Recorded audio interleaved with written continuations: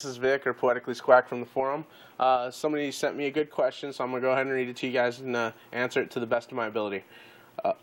I've read up somewhere that a girl having her toes pointing at you while having the legs one over the other is a good sign, but I've noticed that most of the time their toes are simply pointing straight forward. So my question is, what exactly does this signal show? Is it just a normal and relaxed way of sitting, or does it actually point in the direction of the person one is interested in? The truth is it's both. Your feet point towards what you're interested in, but at the same time, it's normally you're sitting like that because it's more comfortable. Now, comfort could be for many reasons. One could be how much space is on the couch that they're on. The next could be the fact that they're wearing a dress, and most women, not all women, but most women are self-conscious if they're wearing a dress and they don't have their legs crossed, because it does look really trashy when a woman doesn't do it. So I would definitely pay attention to that. And context is really important when it comes to body language, and so you have to take that into consideration.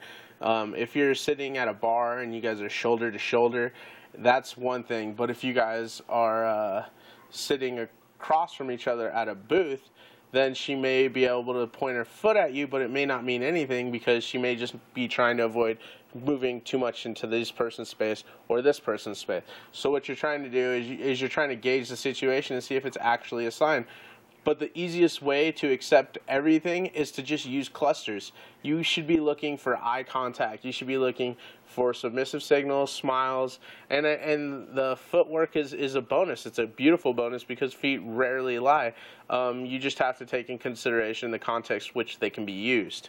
And the next is idiosyncratic behavior. Some women love crossing their legs. Some women do it when they're confident, and some women just don't do it. So you have to take into consideration, for some people it is a way of relaxing, and for some people it's in a way of showing confidence, and that's how they feel, and that's up to you to decipher the body language.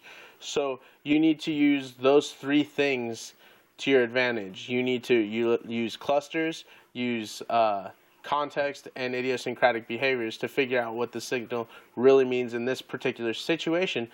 But yes, it normally means it's a positive sign. I do want to add that there's the shoe dangle that Leo Landis refers to in her book Undercover Sex Signals, which is a pretty good book, but it's talking about where her shoe is dangling off her foot and she's kind of playing with it.